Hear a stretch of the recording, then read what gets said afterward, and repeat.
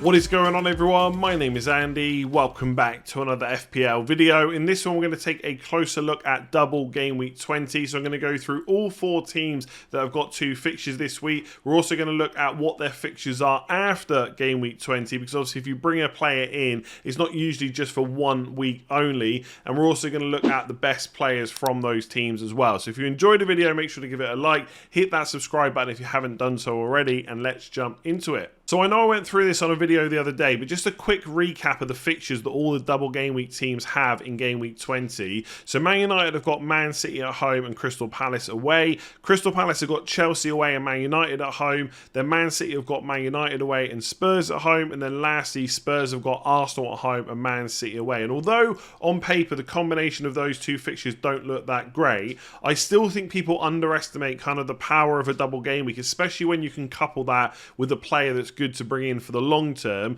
And obviously part of that will be the fixture run that teams have after game week 20. So this is the fixture run for all those teams. For Man United, they've got to play Arsenal away in game week 20, but the fixtures after that look pretty good. For Man City, over the next 6 game weeks, they have 2 doubles this week and in game week 23, and they have Forest away, Bournemouth away, and Wolves at home as well. So that looks pretty good.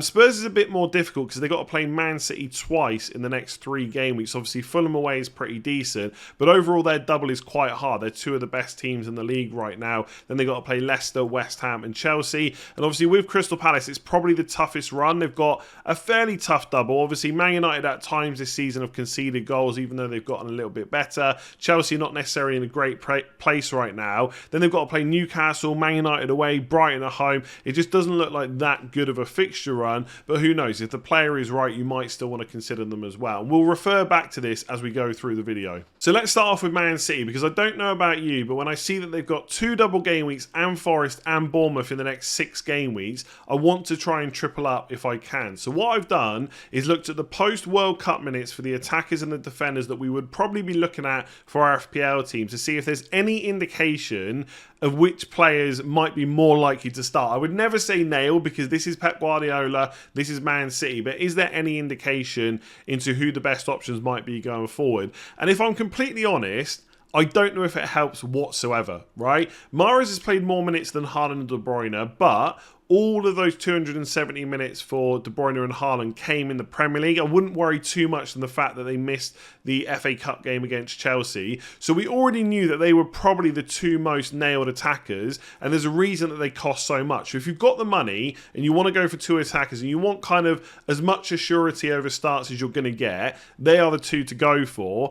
And then it's who do you pick from the rest? And like I said, if I'm being honest, I don't know if I can help, because although it looks good that Mahrez has played 298 minutes since the World Cup, that could change pretty quickly. We've seen Pep Guardiola talk about, you know, match rhythm in the past and players with the right attitude when they're not playing and stuff like that. And right now, Mahrez is playing really well. And if I had to pick one of the other attackers to go for, it probably would be him. But in the back of my mind, and I know it hasn't really happened post-World Cup or pre-World Cup, but I know in the past that Foden has played a lot of games in a row. And although he's played only played 170 minutes, what if his attitude has gotten better in training? What if Pep Guardiola decides to put him in? Would we be missing out by going for Mahrez over him? And I do think that Foden is part of Man City's best 11. Obviously, he played really well, like the rest of the team, against Chelsea in the FA Cup. But obviously with the minutes, it doesn't look that good. So it depends whether you want to take that punt or not. So I think we're in a very similar situation to before. Like I said, if you've got the cash, you play for Haaland or De Bruyne. Otherwise, you take a punt. I think a lot of people are going to go for Mahrez. I'm trying to avoid the word trap, because we've been here before. He starts playing games. We know that when he gets minutes, he's going to get you goals and going to get assists. He's also quite a... he's a player that likes to kind of take shots. Selfish, I guess a lot of people would call him. And it's kind of good for FPL that when he's in and around the box, he's not always looking for that pass. He's sometimes looking to shoot, or more often than not looking to shoot. And that is a good thing, because we want goals instead of assists. But I just think it comes back to that same old point with Man City. And it's not to say that you can't take a punt, right? They've got a double game week. They're one of the best teams in the league for goals, clean sheets and stuff like that. It just comes back to that point that if you go for Mahrez and in the next couple of game weeks he misses the odd game or two, and then you're not happy with that, you can't be shocked. You cannot be happy, and it can be frustrating, but you cannot be shocked. Just the same as Foden, who's only got 170 minutes. We can't be completely shocked if he then goes and plays more minutes than Mahrez over the next 4 game weeks, because this is Pep, this is Man City, and obviously the same thing could happen with Grealish, etc. So if I had the money, Haaland, De Bruyne are the obvious picks. If I had to go for someone right now, it'd be Mahrez, but I wouldn't be shocked if Foden plays more minutes than him. So attackers are difficult. With defenders, I think if you've got Cancelo like I have, there is an argument just to keep him and hope for the best, that he plays at least one of the fixtures in double game week 20, and if he performs well, and if there is that outside shot of him starting twice, then it will continue to be a good option going forward. But if you don't own him, I don't see why you would buy him and take the risk. The problem for me is Ake has been talked up quite a lot in that left back spot, so if he's going to get not even necessarily every game, but if he's going to get a lot of minutes in that position, that's one less place for Cancelo to start. And in the right back spot, you've got Walker, you've got Cancelo, and you've got Rico Lewis, who is playing well too. So that is a big issue with Cancelo, and right now I just don't see the point in paying that much money, so I would avoid him. I know Lewis has been talked up a lot by Pep Guardiola, but I've seen a lot of discussion on Twitter about what is the likelihood that he plays both games in the double, which is Man United and Spurs. And if you think about who those two teams are going to have on the left side, it's Rashford for Man United and it's Son for Spurs. Is Pep Guardiola going to trust Rico Lewis? Now, if he starts twice, fair enough. Then we should just absolutely get him in. But there's every chance that Walker will start one of those games, even possibly both. It could happen. So I like the punt on Lewis because he's only 3.9 million.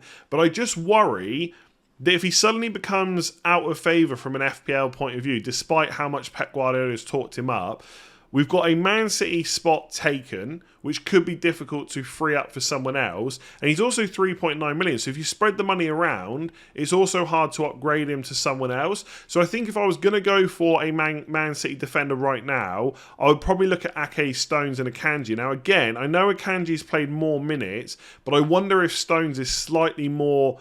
Again, I'm going to try and avoid the word nailed, slightly more likely to play, because Akanji came on for 45 minutes when Cancelo went off in the league, and obviously he played in the FA Cup as well, and I'm just not worried about the players that missed the FA Cup. So Stones and Ake have had 270 minutes in the league. Obviously, Laporte was injured, and that is a slight issue for Ake, because Laporte is a left-footed player as well. I don't know, maybe it's because other people have started saying it as well, but I just feel like Stones might be the one that's more likely to get the most minutes over the next 6 game weeks. But again, that could quickly change. So if I'm going to bring in a City defender this week, it's probably going to be Stones. I feel like Lewis could be one of those players that you just don't go for, and it just looks like a big mistake, because how can you give up a £3.9 million Man City defender?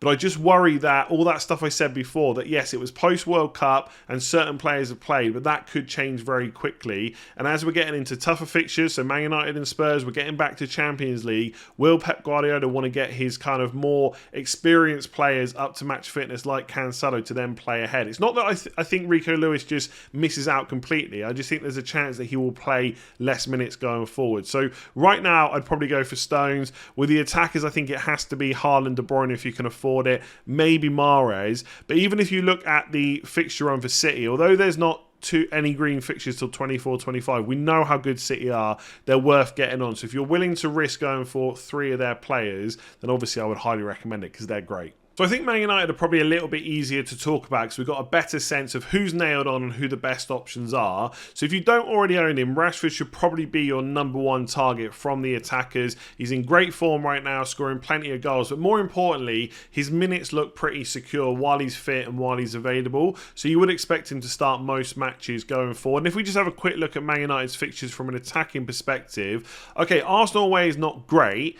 but it is a team that Man United could score against. Then they've got 3 home games in 4, and the other game is Leeds away in game week 23. Remembering that they could also get a double game week in game week 22, which would add Leeds at home. So I think in general, Rashford is a brilliant option if you don't already own him, as I'm sure you're fully aware of. Elsewhere, I think if you don't already own him, Fernandes is a little bit too expensive to bring in. You can see there that his expected goal involvement is slightly lower than Rashford as well, and he also costs a lot more money. So some people might have gone for him as a punt in game week 17 and kept hold of him. If that is the case, I would keep hold of him for game week 20 as long as it allows you to still make your other moves, but I'm not sure I would bring him in. Same with Antony and Eriksen. I think a double up on Man United attack could be viable, but I'd probably go Rashford and Martial if you could. Rashford and Antony could be okay, but if you're not on a 3-5-2 and you've only got 4 midfield spots, I'm not sure that is the best way to go about filling them up, especially if we think of it from a longer term point of view. And then Eriksen, his open play kind of assist threat and goal threat is just not great. He is a cheaper route into the side, but I wouldn't look at him. So really for me, it's Fernandes if you already own him. Then it's obviously Rashford, who's the number one pick for most people. And I still wouldn't completely write off Martial. I know he's not looked great, and although his expected goal involvement numbers are very good, we've got to remember that he hasn't played a huge amount of minutes so far this season, but he is the first choice number 9. He's not always going to get you 90 minutes because I think he is being protected by Erik ten Hag right now because he's not always the player that can stay fully fit, and there's rumours that Man United are looking at bringing in a number 9, but I think whoever they bring in, especially if it's Weghorst, is more likely to be someone off the bench. Obviously that does reduce Martial's minutes going forward, which is not necessarily great, but if you want someone for the double and someone that's quite cheap for your forward line, I think he's a good option. Obviously, you've always got to consider what other transfers you might want to make going forward, and I don't look at those Man United fixtures thinking that a triple up is absolutely essential, but the likes of Rashford and Martial are pretty good prices. So if you want a double up, they are the two that I would look at. And then you've got the defenders. Now, I already talked about Luke Shaw and the Man United defence in the transfer tips video yesterday. Ultimately, I think a Man United defender is a pretty good option. They're excellent value. It has improved, especially with Casemiro in there as well.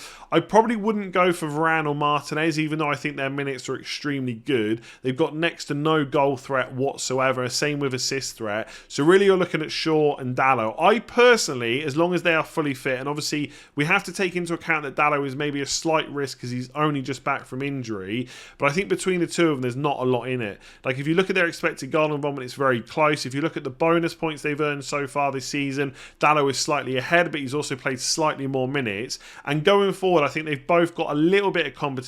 Wan-Bissaka and obviously Malacia on the left. Possibly Luke Shaw is a slightly better option now because he can also play left centre-back. But I think for the most part going forward, Martinez is going to play in that left centre-back spot more often than not. I think Luke Shaw filled in while obviously Martinez was coming back from the World Cup and stuff like that. So Dalot is a little bit cheaper. He's 4.7. Luke Shaw is 5.1. I think right now as it stands, I'm still looking at probably bringing in Dalot ahead of Shaw. Obviously, if you've already got Luke Shaw, you definitely keep hold of him. Some people have looked at the double up, and I do think because of their price, they are benchable. And I do think there's a good bunch of fixtures there that they could get clean sheets from. But I don't think the double up is like anything like essential or stuff like that. And personally for me, I actually have the option of going for both Shaw and Dalot. For what it's worth, I will probably just have Rashford and Dalot, and instead of going for Luke Shaw for the Man United double up, I will probably just go for someone like John Stones instead. But obviously it's completely up to you whichever way you want to go. How many Man United players are you getting? Let me know in the comments below. So at Spurs, I think there's even less options to consider. There's only really Kane, Son, Kulusevski, Perisic and Doherty. Just on the defenders, obviously there's the likes of Dyer and Romero who are pretty good for minutes, but I just don't think they offer enough outside of clean sheet potential. And when you look at the fixture run for Spurs, I mean the double is really difficult. I think that Spurs will probably concede in both of those games. Arsenal at home, Man City away. Fulham away might not be too bad, but obviously you've got the likes of Mitrovic there who could cause them problems. Then they've got to play City a game. That's a very tough fixture. Then it's away to Leicester. It's Chelsea at home in game week 25. I don't see a huge amount of clean sheets, and I wouldn't want to pay for someone like Romero or Dyer, who I'd probably just put on my bench most of the time, when for a similar price I could get a Man City defender and take the risk there, or possibly go for a Man United defender instead. That's if you're looking at double game week teams. Outside of that, you could double up on the Newcastle defence, for example, have Trippier and Botman or someone like that. I'm just not a big fan of those Spurs defenders. I think if you're going to go for one, you take the risk on the minutes for Perisic and Doherty because they're much more attacking options than those kind of centre-backs. Now, as similarly with Man City, I can't really sit here and tell you that Perisic and Doherty are going to start all of those fixtures, but I think they're more likely to than the other wing-back options that obviously Conte has. Perisic's underlying numbers have been pretty good for a lot of the season, 0.39. If there are injuries in the forward line as well, he could play further forward. So Perisic is probably the one if you've got the money. If you want to go a little bit cheaper, I would go with Doherty instead. But like I said, I don't see a huge amount of clean sheets, and if you don't think the attacking potential will be enough to warrant their inclusion, I'd probably just avoid altogether. With the attackers, Kane is the obvious one. I did get it slightly wrong with the yellow card situation in yesterday's video. The Arsenal game is the 19th game for Spurs of the season, so if he doesn't get a yellow card in that game, he'll be into where the threshold is now 10 yellow cards. If he does get a yellow card against Arsenal, and obviously it could be a feisty affair, bit of a derby there, then he would miss the second game against Man City, but he'd be fine for Fulham in game week 21. So obviously it's similar to Mitrovic. Now, I bought Mitrovic in originally without wanting to captain him because I knew even if he got a yellow card in the first game, he'd still be available for me for the next game week. So he looks like a good option. And obviously 0.63 expected goal involvement is good. We know his minutes are good. He's on penalties and all that kind of stuff. I just don't... I think he's a really good option. I would only go from if you've got an easy route and you can get the other players that you want in. So if you've already got your Rashford in and stuff like that, no harm with going with him whatsoever. Because although those fixtures are tough in game weeks 20 and 22, they can still score a goal. And if they do, Kane is likely to kind of be involved with that. So I think he's a good option. I just wouldn't break your team apart to get him, especially as you're not likely to captain him in most of those fixtures. Like City have got a double in 20 and 23. So there's your Haaland captain. You're not going to captain Kane ahead of Haaland in game week 22, for example. So from a captaincy perspective, he's not necessarily needed. And I'm not on a kind of triple premium setup right now. And although I still think it's perfectly viable, as I've said in the past, I don't think you need to go out of your way to go for it. So I do like Kane, but only if there's an easy route to get there. Like I said yesterday, a lot of people have got Nunez to Kane routes. That seems perfectly good to me. Right now, I don't think that Son is worth worrying about. I just think he's too expensive for what he's delivering. But what I will say is, although he's not been great so far this season, we often see this with quality players. We all know what Son can do. He's a brilliant player, and on his day, over the next 6 games weeks, there's every chance that he could outscore Kane because he's just that good. We just haven't seen that so far. So again, it's a not quite the same, but similar to Kane, that if you happen to have a lot of money in the bank and you've got a route that you can go for Son and you just want to go a little bit differential, then I don't think he's an outright bad pick because of what we've seen him do in the past. I'm just not sure how confident I am about him suddenly turning it around. Obviously, he got his goal against Palace and maybe that will be a huge weight off his mind because he hasn't scored a huge amount this season. But I don't think... I'm not looking at him at all. Mostly because I don't have a great route to him. I've got Salah. I could go to Son, but I'd probably rather opt for De Bruyne instead. But I just think with quality players like that, you should never completely write them off. And if you've got that gut instinct or something and you really just want to go for him, you want to give him another chance, I would never write him off. But just remember that it is a tough double game and I don't see a huge amount of goals for Spurs in game week 20. And then Kulusevski, if he's available, could be an option. I'd be slightly worried that he's missed the last 2 games. Will he be able to come back and play both of these next 2 fixtures? Possibly. I think Spurs definitely need him. But I think long term, he's just not going to be the best £8 million option. I think Saka still looks better. Rashford is a little bit cheaper as well. He's obviously got the double as well. So it just comes back to that thing that Kulusevski in his own right is not a bad option. But I think there's probably better options than him going forward. So I probably wouldn't take like a hit for him. But again, if you've got all the other players in your squad that you're happy with and you want to make one slightly differential pick, nothing wrong with Kulusevski, but obviously wait and see what Conte says. Is he fit and is he likely to start? And then you've got Crystal Palace, and I think when you look at the fixtures, the initial kind of reaction, I know this was the case for me, is just to avoid them altogether, because you look at it and they've got Chelsea away and Man United at home, not great on paper, although to be fair, would you be completely shocked if while we're all ignoring Zaha, he goes and gets 10 or 15 points, or even maybe more in those 2 fixtures? I wouldn't be completely shocked, but I don't think I would use one of my transfers to bring him in. Then they got Newcastle, who have been tough all season, then they got to go away, obviously play at Old Trafford. Brentford are never a pushover. over. They got Liverpool in game week 25. It just doesn't look great whatsoever. Now, if you've already got Zaha, I think I would probably keep hold of him. I don't know if it's worth a transfer to move him on. And look, if you really want to bring him in, he's never going to be a completely bad option because he's pretty much nailed on.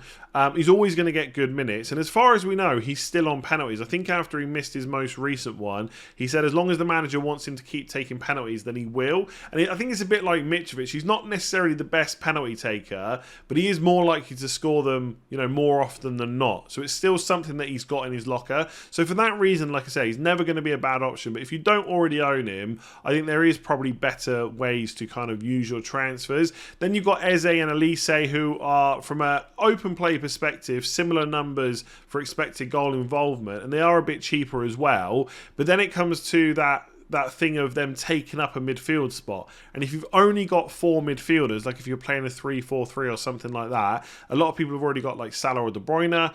You've maybe got like a double up of Arsenal midfielders, whether it's 2 of the 3 of Saka, Odegaard or Martinelli. So that's already like 2 to 3 spots taken up. Then you've got 1 more spot. Is that worth going for an Eze or Elise? I'm just not sure it is. I've got 5 midfielders, right? If you saw my team just a minute ago, I'm on a 3-5-2.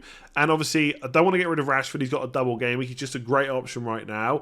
I've got Salah, who may or may not double in 21. I'm not sure I want to replace him with Elise or Eze. Then I've got my 2 Arsenal midfielders. And then I've got Mason Mount. Now, to be fair, I probably would go for any of those Crystal Palace players over Mason Mount this week. But if I transfer him out, it's going to be for a better long-term midfielder, or I'm just going to switch to 3-4-3 instead. So I'm sure Crystal Palace will prove me wrong and score goals in both of those fixtures in the double game week. Because to be fair, Chelsea aren't exactly keeping a huge amount of clean sheets. And then at least the Man United game is at home. But I don't think for the most part they are probably worth using a transfer on. But who knows? Those of you that have got Zaha already and are going to keep hold of him, he's going to be a massive differential and he could deliver because he's going to get very, very good minutes in the double, which you can't necessarily say for other players like Mahrez, Foden, even possibly Kulusevski as well. So let me know below how many Crystal Palace players you're going with. What do you think about the double game week 20 overall? Do you think we should be avoiding most players from most teams? Are you going to go for a Man City triple up? Let me know in the comments below. If you enjoyed the video, give it a like, hit that subscribe button if you haven't already, and I'll catch you again tomorrow.